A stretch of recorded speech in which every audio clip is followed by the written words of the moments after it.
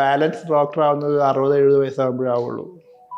ഈ ചെറുപ്പക്കാരനെ ഈ പ്രായമായപ്പോഴേ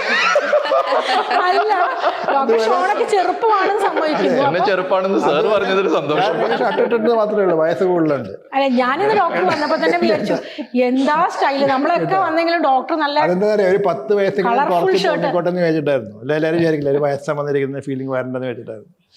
അപ്പൊ അങ്ങനെ വരുമ്പോഴത്തേക്കും ഞാൻ എന്നും പറയുന്നത് എങ്ങനെ അറിയാം, സർക്കാർ ജോലിയിൽ നിന്ന് എന്ത് വിരമിക്കുന്നു അന്ന് ഒരു ബാലൻസ് പേഴ്സൺ ആണ്. ബിക്കോസ് നമ്മൾ ആ ബാലൻസ്ഡ് ആയിട്ട് വരുന്ന സമയമാകുമ്പോഴത്തേക്കും you will be as to go for a pension.